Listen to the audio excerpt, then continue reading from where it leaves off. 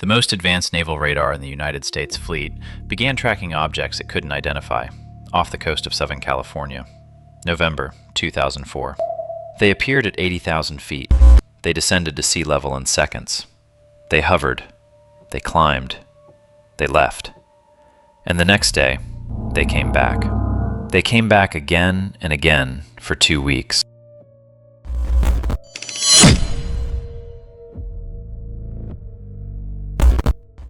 The most advanced military in human history chased something it couldn't catch. They've been trying to describe what it was ever since. A quick note, we're glad you're here. If you'd like more reports like this one, subscribe. We'll keep digging. And if you've seen something the official record can't explain, or there's a case you'd like investigated, leave a comment. We read them. And now, the radar.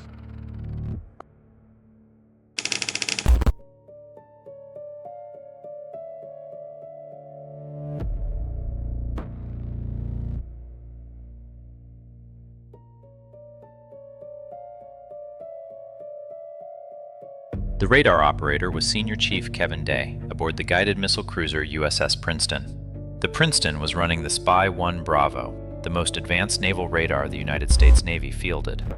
Day's job was to watch for things that shouldn't be in the sky. Starting around early November 2004, his scope began showing things that shouldn't be in the sky. Tracks appearing at roughly 80,000 feet, above the ceiling of any publicly known aircraft, dropping to sea level in under a second. They'd hover, they'd climb, they'd disappear. They came back the next day at the same time, like a work commute. Day wasn't alone in noticing.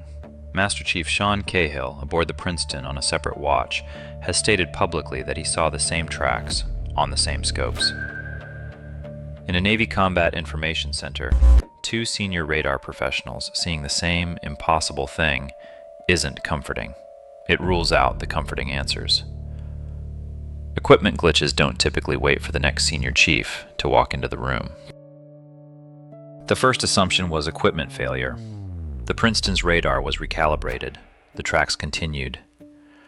The second assumption was that the radar was working and the operators were not.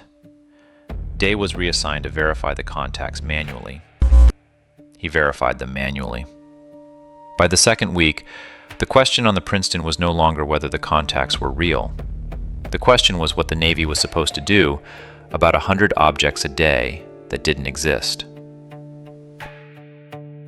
The contacts had a behavior. They'd descend in clusters, drop together, hold formation at low altitude, then peel off. The Navy started calling them anomalous aerial vehicles. The acronym made it onto the daily watch logs, which is the bureaucratic version of admitting you don't know what something is, but you've started filing it.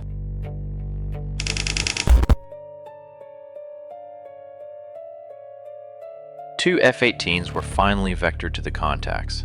The lead pilot was Commander David Fravor, a Top Gun graduate with 18 years in the cockpit, combat experience over Iraq and Afghanistan, and command of Strike Fighter Squadron VFA-41, the Black Aces.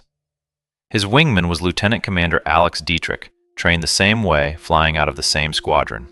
They were chasing a single contact 60 miles to the south, descending fast. His training had prepared him for adversaries operating within the laws of physics. They descended to the coordinates. The day was clear. The Pacific was glassy.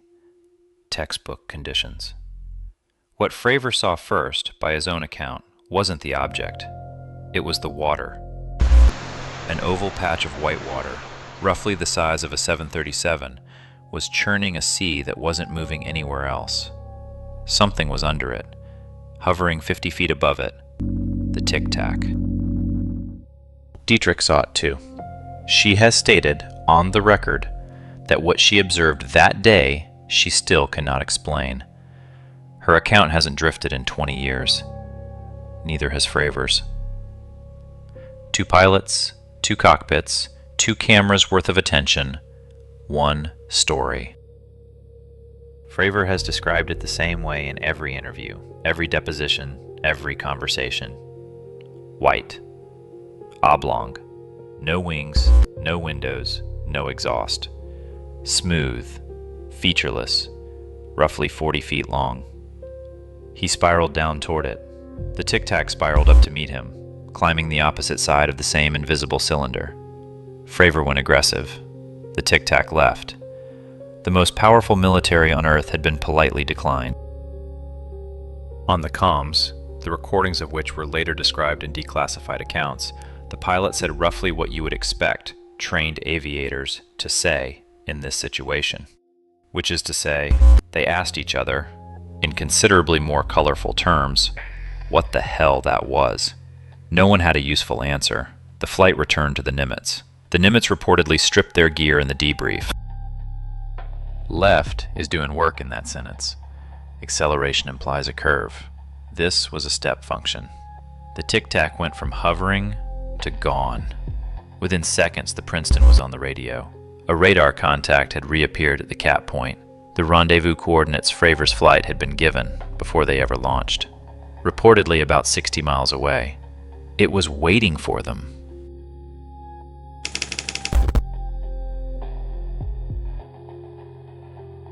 After Fravor and Dietrich landed, the next flight off the Nimitz belonged to Lieutenant Chad Underwood.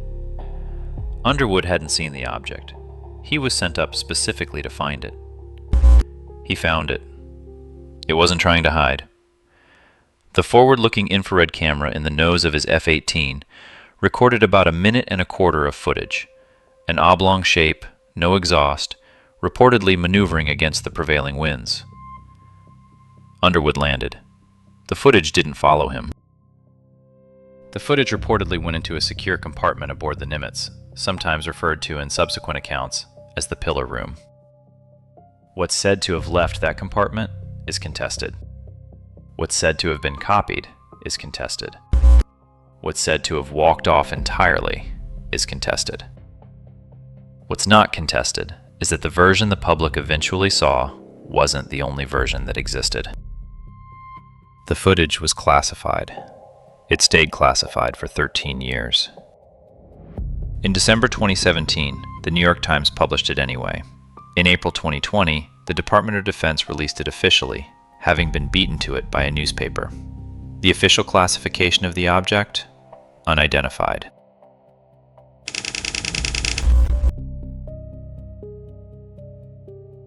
The Tic Tacs, plural, didn't end in 2004. 10 years later, the USS Theodore Roosevelt was operating off the east coast of the United States when its pilots began seeing them again. The same shape, the same impossible performance, just a different ocean. Whatever the Tic Tacs were, they had a thing for the Navy. The Roosevelt's air wing had recently upgraded its radar systems.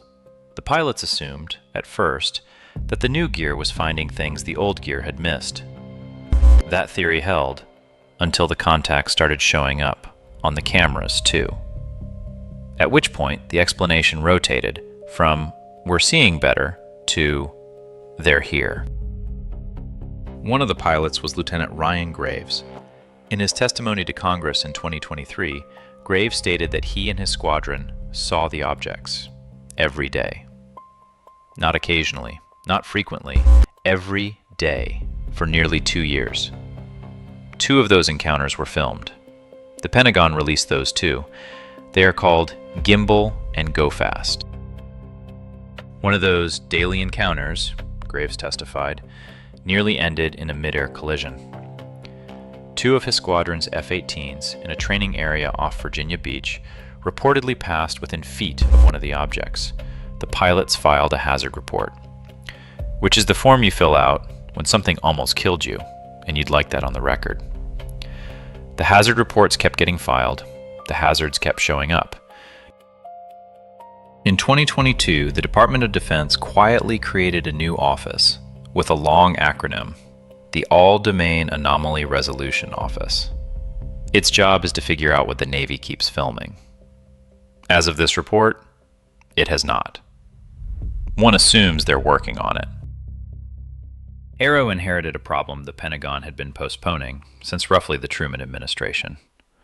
The office takes reports, it investigates a fraction of them, it declassifies a smaller fraction, it briefs Congress on a smaller fraction still.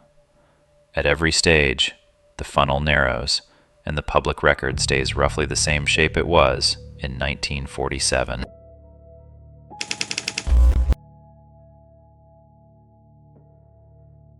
The skeptical explanations are familiar. Misidentified aircraft, weather, instrument error, tired pilots. The problem is the corroboration. The Princeton's Aegis radar, 2 pilots in 2 separate aircraft, Underwood's FLIR camera the next day, and 100 contacts a day for 2 weeks before any of it happened. This isn't impossible to explain conventionally. It just requires a more elaborate explanation than the one it's trying to replace. 2 conventional explanations remain. 1. The Tic Tac was a classified American program being tested against an unwitting Navy strike group. If true, it would mean the United States has spent 20 years not using technology that breaks publicly known physics. 2. The Tic Tac was foreign. Same problem. No publicly known program in any nation has demonstrated anything close in the 20-plus years since. Technology that advanced doesn't sit in a hangar for 20 years. It gets used. In 2023, Fravor sat in front of a congressional committee and walked the members through the encounter, in roughly the same words he's used since 2004. Graves sat at the same table. A former intelligence official named David Grush sat next to them and made claims considerably stranger than anything the pilots had said. The pilot's testimony, by comparison, was the conservative material in the room, which is unusual for testimony about UFOs. None of this proves what the Tic Tac was. The dossier on this case is unusually clear on one philosophical point. Unresolved isn't the same as alien. An unexplained encounter is exactly that, unexplained. The leap to extraterrestrial origin is a separate leap, just as sensor artifact or unknown phenomenon are separate leaps. The public record hasn't taken any of them. What the public record has done for 20 years is fail to take any leap at all. What's left is a gap between what was reported and what can be explained. The Pentagon hasn't filled it. Congress held the first open hearings on UAPs in over 50 years and didn't fill it either. The witnesses have told the same story for 20 years. The story hasn't changed. In 2024, AARO issued its historical record report. It found no verified evidence of extraterrestrial technology. It also didn't explain the Tic Tac. The classification is unidentified. It sits.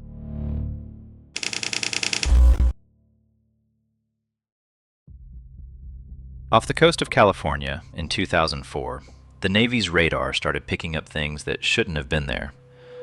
Off the coast of Virginia, 10 years later, the radar picked them up again. The Pentagon has the footage. The Pentagon has the office. The Pentagon has the hearings on the record. The Pentagon does not have an answer. The radar is still running.